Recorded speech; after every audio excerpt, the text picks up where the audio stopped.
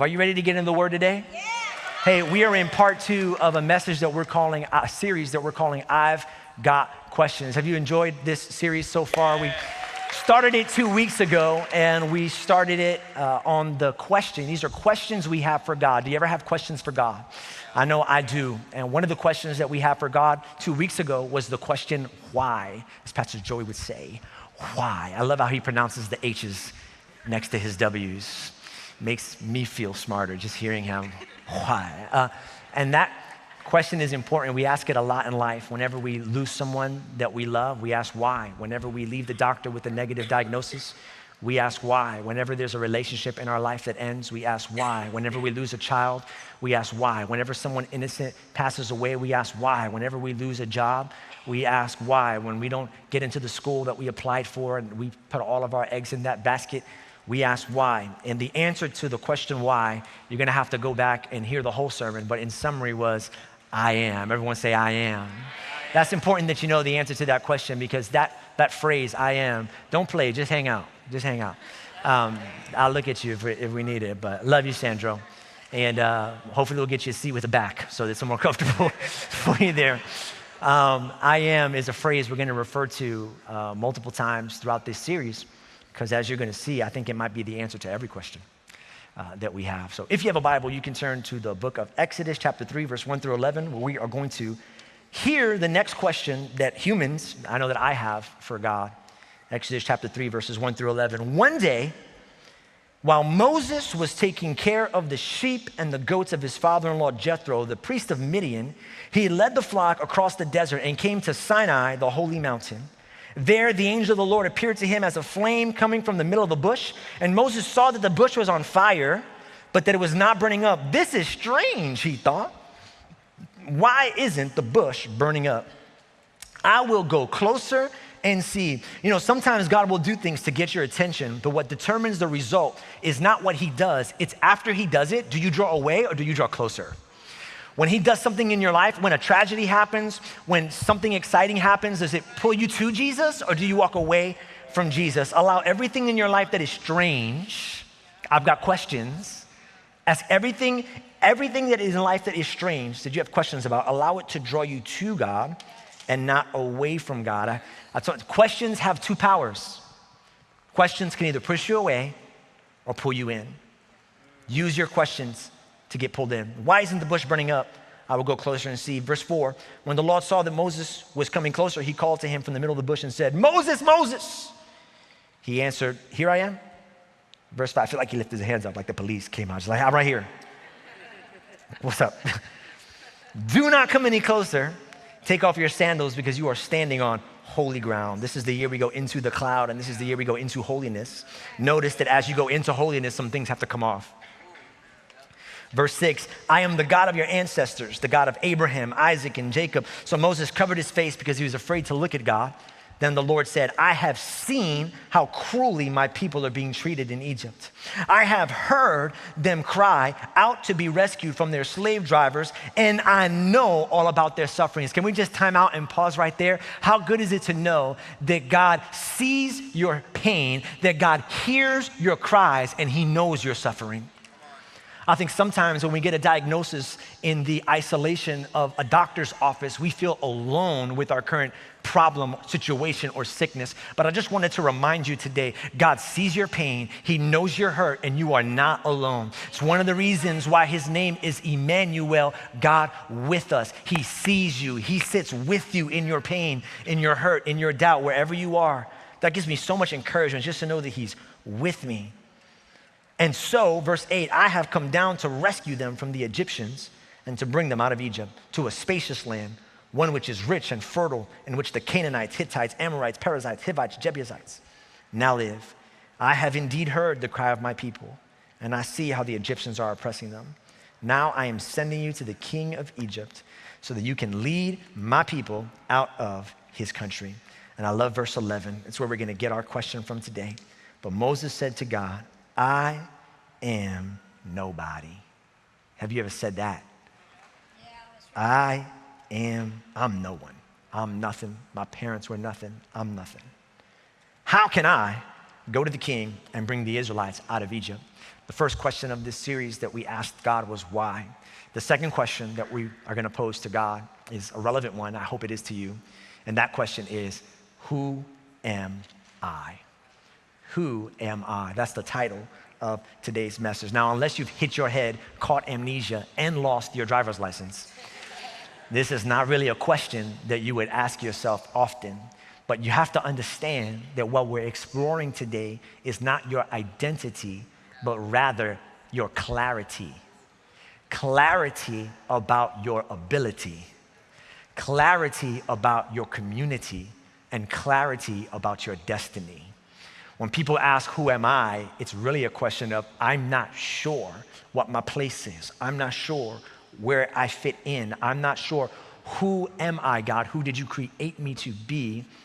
How do I live here on this earth? Who am I? And unlike last week, where I waited to the end of the sermon to give you the answer, I'm gonna go ahead and give you the answer at the beginning of the sermon, because I don't think it'll make sense, which is good. That's what I don't want it to make sense. I need the answer to create a tension in you, because tension equals attention. So then you'll lean in and try to make sense of it. But Moses gets the answer from God right away. Moses asks, who am I? And God answers in verse 12, I will be with you. That's funny.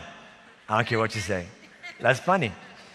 Because once again, God doesn't answer the question and answers the question. Who am I? And God doesn't answer the question. He doesn't say, you're Moses, you're smart, you're funny, you're intelligent, you're strong, you're cute, you're a good speaker, you're anointed, you're powerful, you're an entrepreneur, you're wise. No, he didn't say any of that. Instead, he goes, I will be with you. Because the question, God is trying to flip. Are you seeing this? God is trying to flip Moses' question on its head. You keep asking Moses, who am I? But to order to answer that question, if you're looking for confidence, if you're looking for strength, if you're looking for security, ask the same question, but from me. God is saying the real question, Moses, is, who am I? I am your strength. I am your faith. I am your power. I am your identity. I am your ability. I am your... He switches it. I am. Who am I, Lord? I am. I will be with you, and when you bring the people out of Egypt, you will worship me on this mountain. I think that's so funny that he doesn't get confirmation until the end. It would have been cool if he said, how do I know that you're with me? And then God would have done a miracle right there. He goes, you'll know it when you get out of it.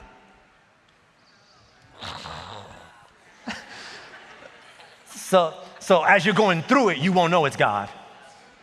But you'll know it when you get out of it, look back at it and go, oh yeah, only Jesus, only Jesus, only Jesus.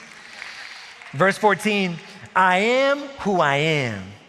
You must tell them, the one who is called I am has sent me to you. When you and I ask the question, who am I? God answers, I am. I am. That's the answer to the question. Put it on the screen. When you ask the question, who am I? God answers, I am. Now, in order to understand this answer, we have to rethink the question. Hear the question in a different way. Because like I mentioned earlier, we don't often ask ourselves, who am I? Like that's not a question we ask ourselves. But there is a version of that question we ask ourselves often. And I think the version of the question that we ask ourselves often sounds something like this. Not who am I, but am I enough? Am I enough? Moses saw what was ahead of him and doubted that he had enough to do what God had asked him to do. Have you ever asked yourself, am I enough? Or ever asked God, am I enough? I want to start this business, but am I savvy enough to grow this company? I want to get into that school, but are my grades good enough to get into that school? I want to write that book, but am I talented enough to get published? I want to be loved, but am I attractive enough to be loved? I really want to do this thing called Christianity. And I got to say that because we just had Easter a couple weeks ago, and we got a lot of people who are at church now who are just starting in their faith. By the way, my family included, I think I shared this before, I got like 15 cousins and they all came to church on Easter and they all gave their lives to Jesus. And they've been coming every Sunday since. Thank you for being amazing church. Thank you for loving on them. Thank you for welcoming them in the parking lot, for being nice to their kids and Journey kids, and for everything that you do, for giving your all in worship and production and serving and for giving and generously to make a space for that. But I know every single one of them right now is asking themselves, listen, am I disciplined enough to stay here? Am I good enough to be a Christian? Do I have enough to actually walk my faith out? That's a question, I think, when we start to follow God. And I have found that in the majority of the cases when we say, no, I'm not enough, listen to me, it's not really a question of our inability, but rather a question of our insecurity. For Moses, because we all have something in our life that makes us insecure. For Moses, it was his stutter. Moses was a stutterer. And when God calls him, he points to his stutter and says, I don't think I can do it. He devalues himself because of his insecurity. What insecurity in your life devalues you? For some of us, it's our weight. For others, it's our height. That's me. I wish I was a little bit taller. I'm not gonna sing the song. I wish I was. For others, it's their accent, or maybe their acne. For others, it's their education, or maybe their experience, or lack of experience, or gender, or race, or age. There is something in our life that devalues us. And if you're here today and you have that thing that causes you to be insecure, I've got questions. Like, first off, Moses' stutter, I got questions. How does a young man who was raised in the courts of Pharaoh, which by the way, he was, raised with the best teachers and instructors in the world, how does this man not know how to speak publicly? Also, if you look at Leviticus and Deuteronomy, he speaks pretty well. He lays down some speeches in those books of the Bible that makes me wonder if he had a stutter at all to begin with. Here's what I have discovered about our insecurities. Oftentimes, they fall into one of two categories. Oftentimes, our insecurities are excuses. I wonder if he even had a stutter, or if he was just using the stutter to get out of what God was asking him to do. Sometimes we will make excuses to opt out of the thing that we know God is asking us to do. Are you ready? Because it's easier to not try than it is to try and fail. So if we can find a reason to not try, we spare ourselves the embarrassment of failure, because technically we have not failed if we didn't even start. So I wonder if it was an excuse. And if it wasn't an excuse, now I wonder if it's an exaggeration. He stuttered one time because he has some peanut butter in his mouth. He stuttered one time. And now all of a sudden, he's a stutterer. I think sometimes we exaggerate our imperfections. How many people have ever heard Pastor Liz preach before? Pastor Liz preach before. Wow, not a lot of people. Okay, well, you should go and preach a little later. So you need to, well, not later, but June. So, well, I guess that is later. You're gonna love it. She's great. So for those who have, then here's my question. Have you ever noticed, you can raise your hand if not, you might not have noticed, that she has a lisp? Raise your hand if you've noticed she has a lisp. 1, 2, 3, 4, 5, 6, 7, 8, 9, 10, 11, 12, 13, 14, 15. 16 out of 600 people. Notice she says. Have you ever noticed that she has a lazy eye? By the way, I asked for her permission to share all this information. Raise your hand if you've ever noticed she has a lazy eye. Not one person. You don't really see it often. It only comes out when she's eating. Really good food. If it's really good food, she'd be like, happen. Raise your hand if you ever noticed she has scoliosis. If you would look at one of my wife's x-rays, she has a C-shaped spine, S-shaped spine. It's one of those letters. She has an S-shaped spine. And if you look closely, right above her clavicle here, the left side is more pronounced than the right side, like it would be on your or my body, because her spine actually twists. So her rib cage is more pronounced up here in the front. None of you have ever noticed that. You've never noticed her lazy eye. You've barely noticed her lisp, but you know who notices it all the time? She does, because she sees herself every day. And whenever the calendar comes around and I'm like, hey babe, would you want to preach on this Sunday? And I asked again for her permission to share these things. Some of those things about her come into her mind and become insecurities that sometimes keep her from stepping into what she was obviously created to do. because it didn't matter what she was created to do. Why? Because it doesn't matter who you are.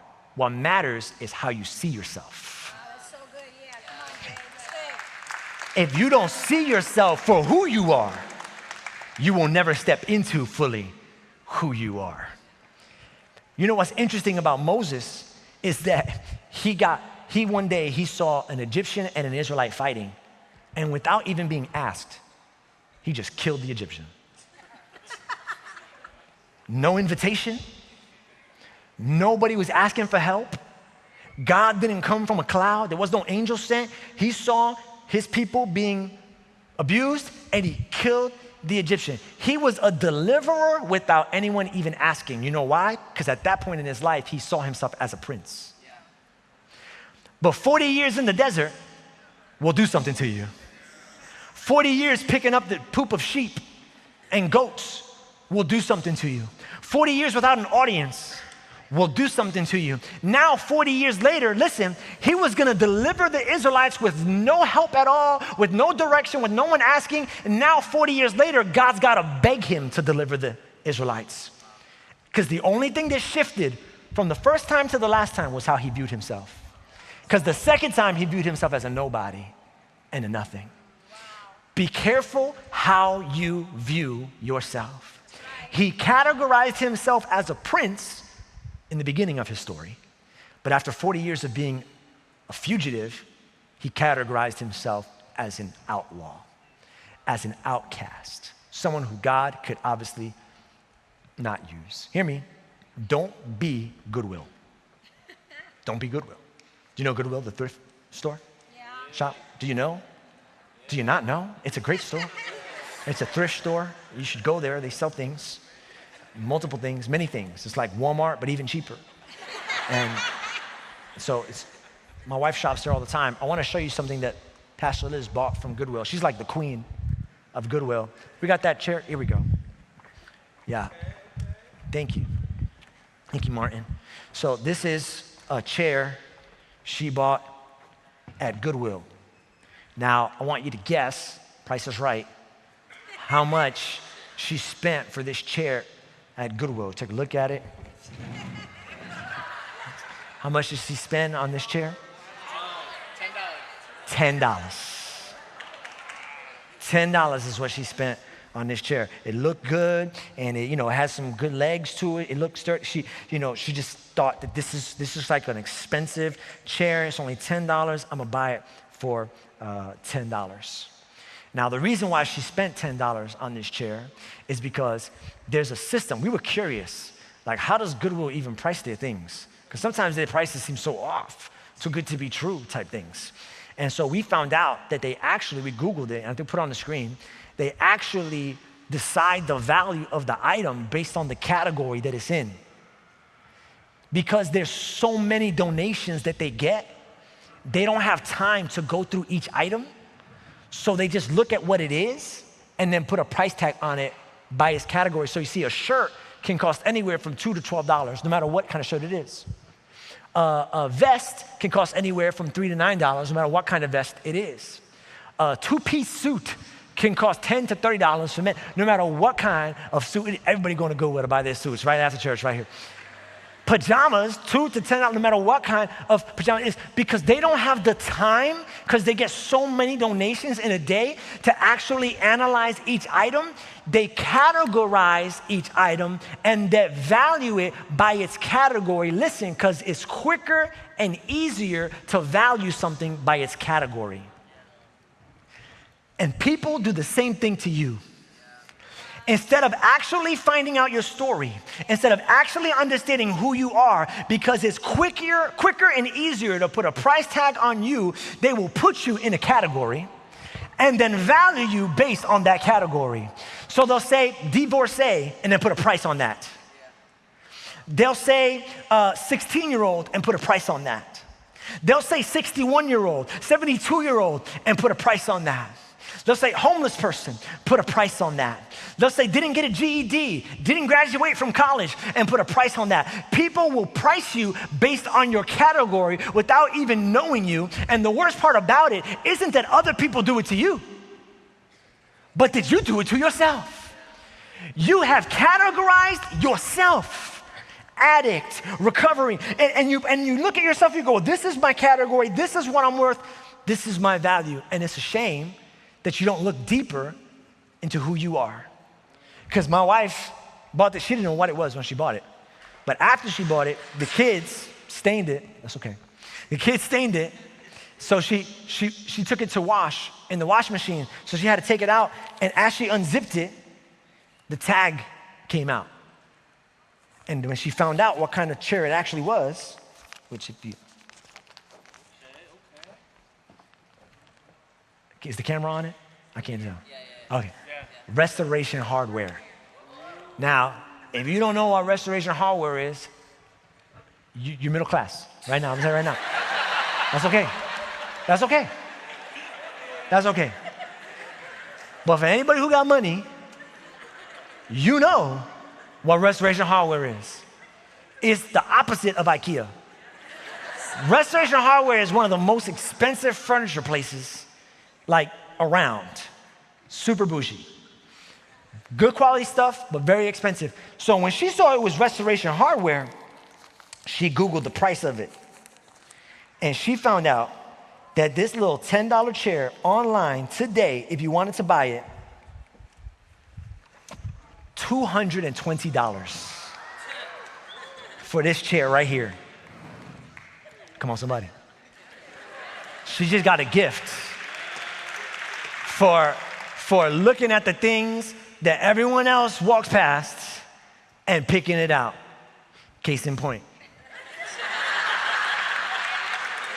I had a lot of ladies walk past this. But she was like, what he doing in the clearance section? Come here. Hey girl, look at you. And there are people who are gonna walk past you one day, jobs that didn't take you, people that didn't pick you, churches that overlooked you. And God is here to tell you today, everyone who overlooked you and everyone who walked past you because you were sitting in the clearance bin somewhere, they messed up and they missed out because there is something valuable on you. You know what's crazy about this chair? That it went from $10 to $220 and nothing changed about it. The only thing that shifted its value is not what the chair was made of. What shifted its value was the awareness of the designer. When you understand that God made you, that God shaped you, that He created you as an individual and not a category, there's a value and a purpose and a power that comes over you. There's no one like me. You got to stop measuring your potential by your past and start measuring your potential by God's power. Last Sunday, Pastor Jeffrey came, and he said something real nice before he started preaching. He said, I know Pastor JJ and Liz since they were 17, 18, 19 years old, and I am not surprised that this church has grown the way it has grown. And I'm not surprised that 2,000 people have given their lives to Jesus. And I'm not surprised that 107 people got baptized 2 Sundays ago. And can I just tell you, Pastor Jeffrey, you might not be surprised. But let me tell you who is. This guy, right here. I'm super surprised because you might think you know me, but I know me, know me. I know me, know me. I know me, know me. I know me, know my weaknesses. I know me, know my ability. I know me, know my strengths. I know me, know my capacity. When I look at me and what God has done, I'm confused. I'm lost. I don't understand. But when I look at God and I read the history of what the kind of things God has done, I go, you know what? That makes sense. If it's God, then that makes sense that miracles would be happening. If it's God, then that makes sense that lives would be changing. If it's God, then that makes sense that sick people would be getting well and families would be getting restored and marriages would be coming back together. It makes sense if it's God. Because God, you've been asking the wrong question. It's not what can I do? It's what can God do? When you ask God, am I enough? Here's what God answers you. I am enough. I am enough. Stop measuring your potential by your past or your present and start measuring it by God's power. Am I enough? I don't know. You probably not. That's probably why He picked you. he always picks people who don't got it. A matter of fact, I'm gonna just tell you right now, if you were elected prom king, prom queen, if you were the head cheerleader, if you were the captain of the football team, if you were the tallest person in your class, if you were the valedictorian I got good news for you. God can use you too. Because when I look at the Bible, every single person he chose was too short, too sinful, too young, too old, too weak, because God needs a person who he can show off in. God needs somebody that there's no way they would get the credit for what God did in their life. He needed someone who, when he did it in their life, we would point and go, I don't know how it happened, but he did it in me. You can ask the question, am I enough? We don't ask the question, who am I? But here's a question that we ask often, where do I belong? I think we're all looking for a community. You ought to be. Yesterday I said that Christianity is a team sport. You should know that Christians were not created to be sharks. Shark was the only animal I could think of that was a lone animal. Shout out another one at me because I'm ran out of my animals, but see, you don't even know. When the Bible refers to us, it refers to us as sheep, and he is the Lion of Judah. Both animals walk in herds.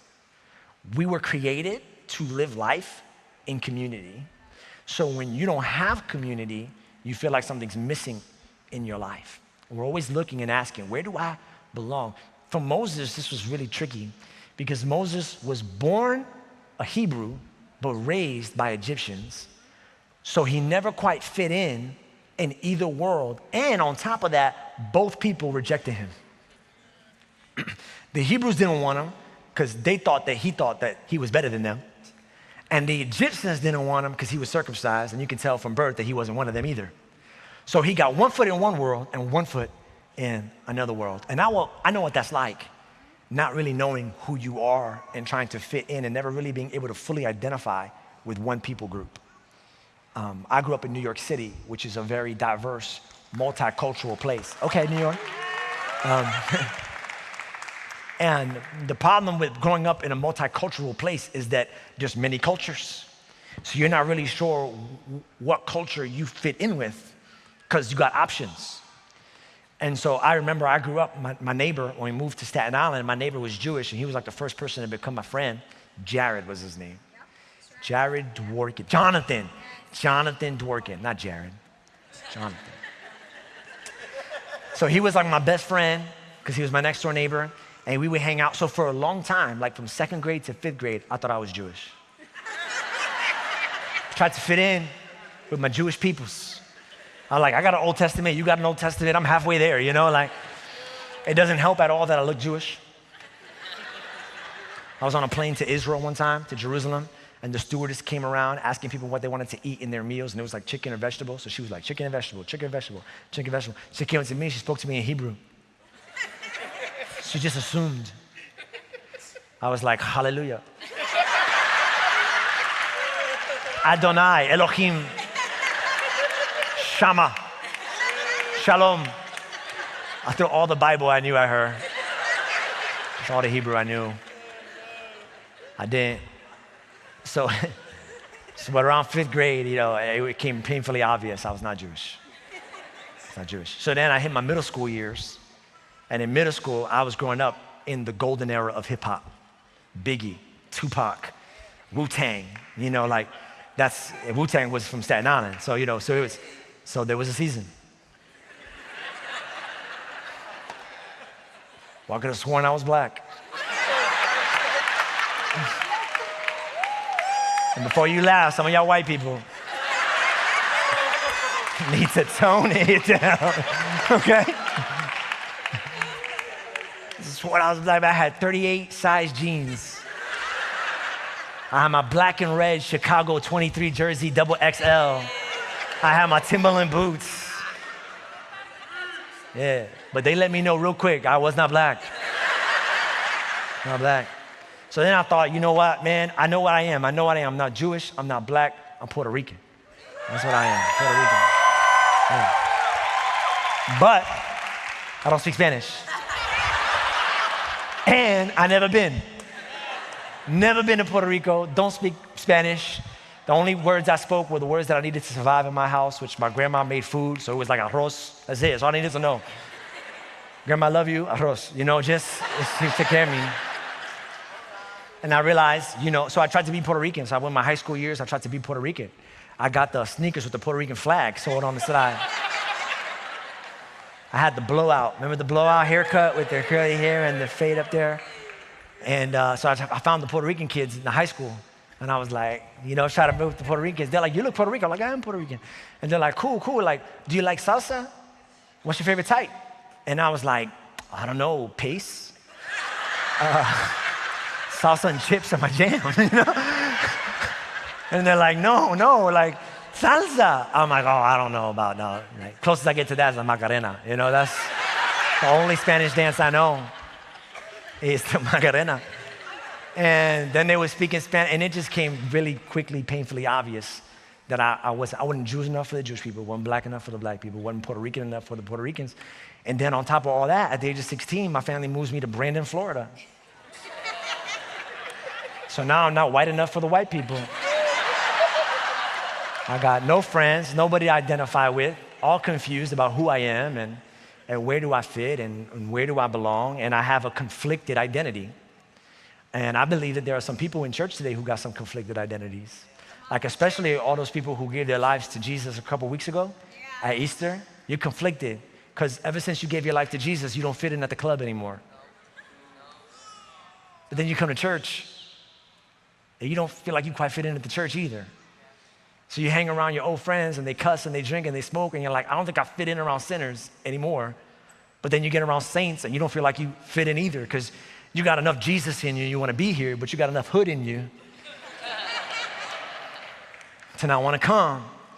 And there's a conflict of identity. Am I preaching to anybody today? That you got a conflict of identity.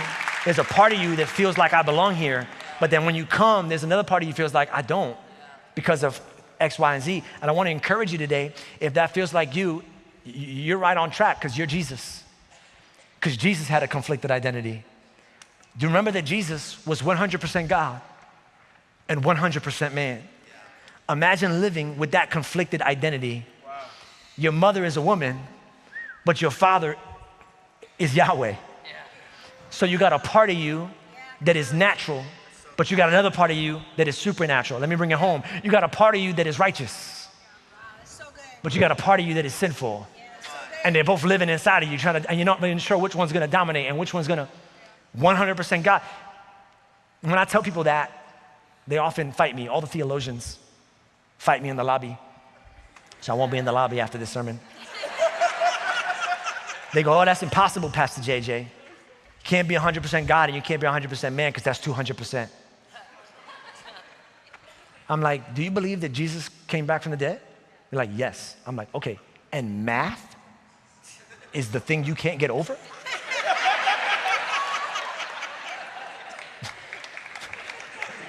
Logic is what breaks your brain? I got more questions than that, brother. I got way more questions than that. He had to be 200%. Why? Because he needed to be an example of how to live successfully while feeling like two people. Wow, that's so good. Come on, bring it home. And he did it. That's right. You know why he did it? Because he needed to be it in order to accomplish the mission that God had on his life.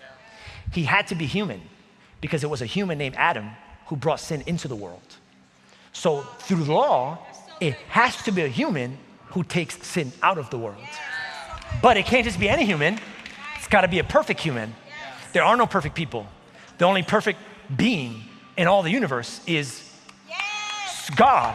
So the only way to solve the equation is to find a being that is 100% human and 100% God. Let me bring it home for you. But he was exactly who he needed to be to do exactly what God asked him to do. Stop looking for where you belong and start looking at where you are. Yes, come on. Because you were shaped with every experience you ever had. every drug addiction you ever overcame, every divorce you ever endured, every doubt you ever had, every boyfriend that ever left you, every sin you ever struggled with, every job you ever got fired from has shaped the person you are to step into the place where you are today. Look what Exodus 3:10 says. Now I am sending you to the king of Egypt. Look what God says to Moses, so that you can lead. Moses was like, Lord, I need people. And God says, stop looking for your people and start looking for my people. My people. I placed you in the space that I placed you because my people are there and they need you. And it's gonna take someone who's a little hood and a little Jesus to reach that person. It's gonna take someone who lost a child to reach someone who's lost a child. It's gonna take a recovering addict to help lead an addict. It's gonna take someone who filed for bankruptcy to teach a financial peace university class. You are who you are because God needed you to be that person. So if you just, instead of looking for your people, if you just follow God, the answer to the question, where do I belong? Here's the answer. I am, God says, where you belong. I am where you belong. Follow me. I'll take you through life and you will be exactly where you. So embrace your neighborhood, embrace your family, embrace your workplace, embrace where you are because you're there for a purpose, a reason, a mission. Speaking of purpose, here's the last question that we often ask God when we say, who am I? What we're really asking the Lord is, what am I here to do? What am I here to do? What am I here to do? Put it on the screen. What am I here to do? And it's a question of purpose. It's a question of meaning. And it's so important that you know what you're here to do. It's so important that you know who God created you to be, because if you don't, a couple things will happen. One, you'll never be able to stick with anything difficult, because the moment it gets difficult, you're asking yourself, why am I doing it? And then if you don't have a good answer to that, you'll quit. If you don't know why you're doing something, everything you do that is absent of purpose will feel like torture. There used to be a punishment in my discipleship program that I was in. And I wouldn't suggest this. We would never do this to our Journey Leadership Academy students, but back then it was a different world. And when you got punished, you had to go out to the backyard, and they're not in operation anymore, so don't worry about that. But you had to dig a hole, like 3 to 4 feet deep. And then when you were done with the hole, you had to fill up the hole. And then you had to dig another hole, 3 or 4 feet deep. And then you were doing that, you had to fill it up again. And that was mad genius level torture. Because if I was digging a hole to help run a pipe for the plumbing for the new kids wing of the church, I would have been able to endure it. But to dig a hole knowing that I'm about to fill that hole back up, you know what they did? They stripped the work of purpose. The punishment was doing something that you knew didn't matter. And that's why, I don't want to be up in your business, but that's why I think you don't enjoy your job as much as you probably should. Because you're doing it, but you can't see the purpose in it. And if you don't establish and here's what you think, if I find a better job, I'll be happier. It's not what you do that brings peace to your profession. It's why you do it. For example, I got this Bible right here. Andrew, I promise I'm not gonna break your guitar. I'm gonna put this Bible on this guitar. Bad guitar. Try again. Bad guitar. Is it a bad guitar? It's not a bad guitar. That's not what a guitar was made to do.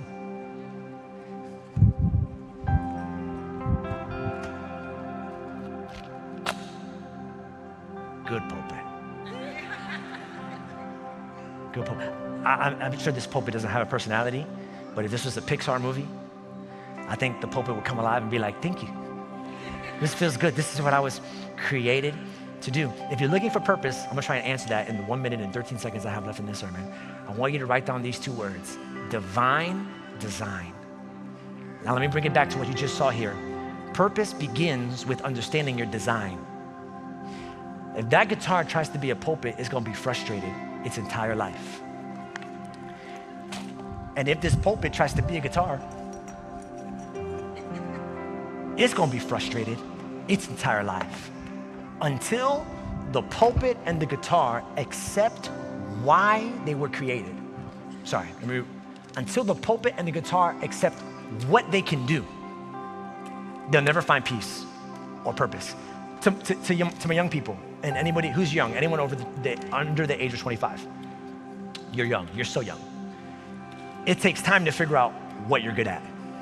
And you're probably gonna do a lot of things you suck at before you discover the thing you're good at. So let me encourage you, just keep trying things. Keep exploring, keep figuring that out.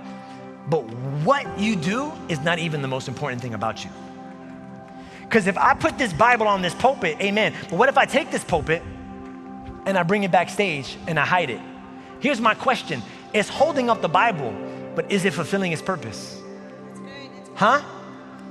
No, it's not fulfilling its purpose, even though it's doing what? Because it has lost connection to its why. While you're figuring out what God has out in this earth to do, lean into why you're on this earth. And you know why you're on this earth? When you ask the Lord, Lord, what is my purpose? Here's what God answers.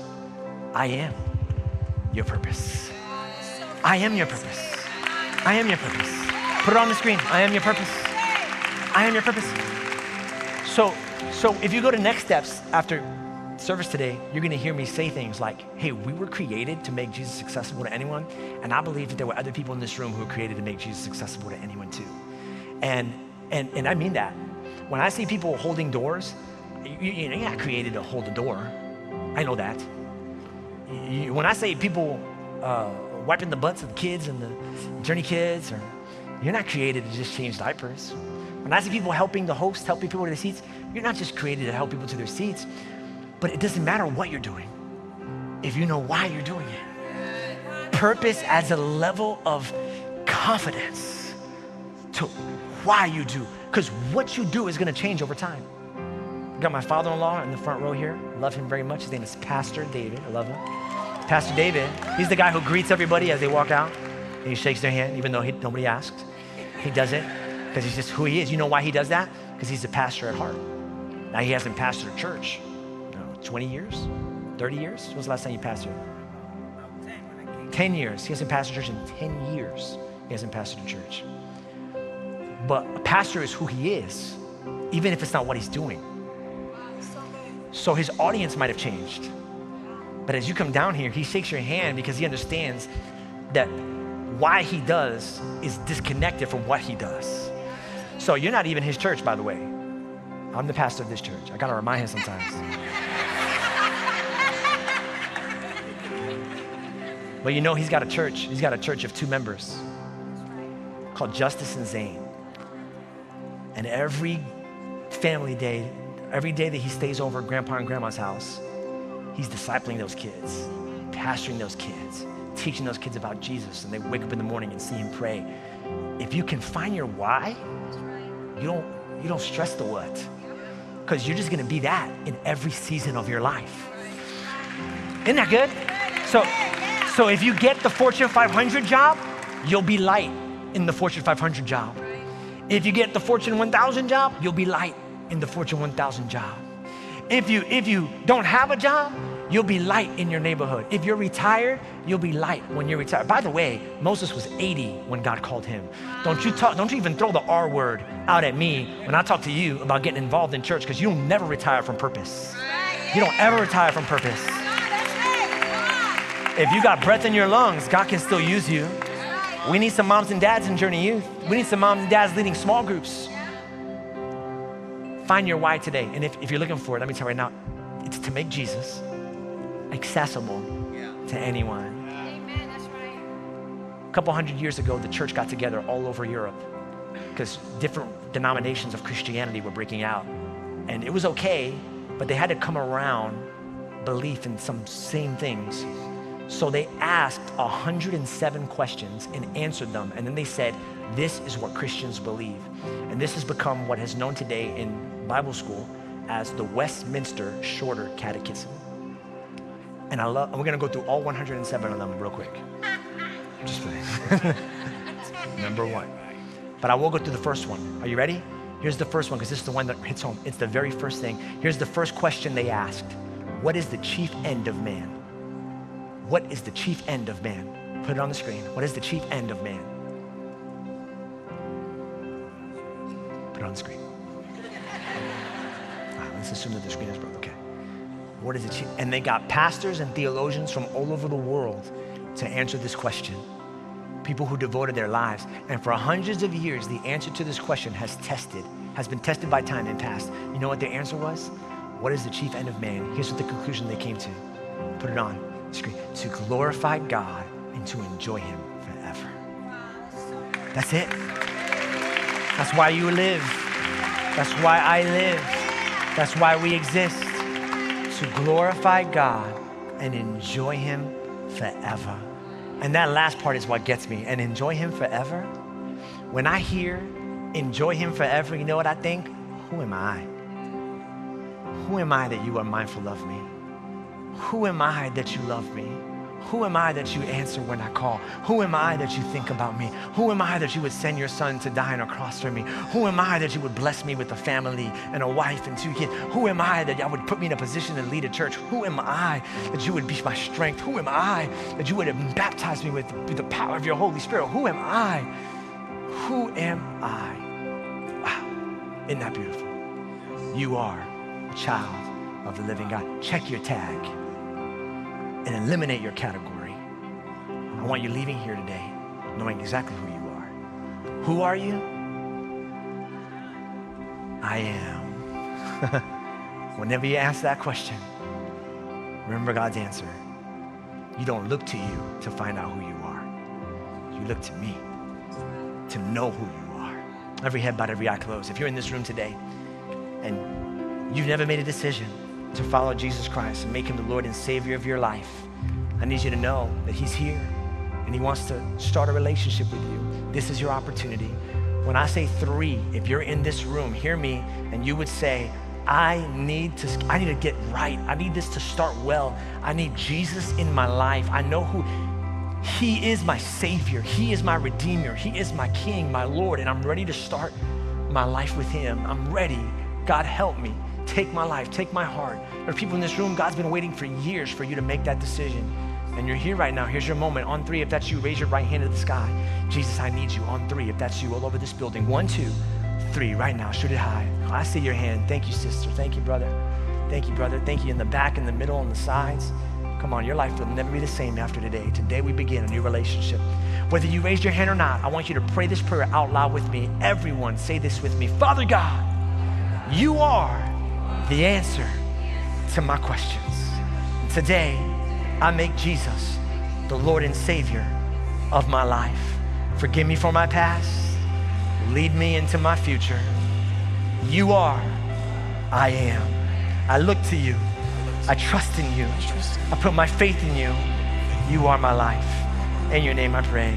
Amen. Thank you so much for watching.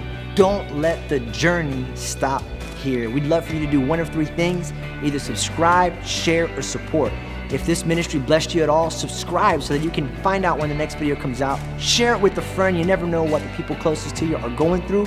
Or you can choose to support us financially, which helps bring these videos to people like you. Thank you so much for your time. God bless.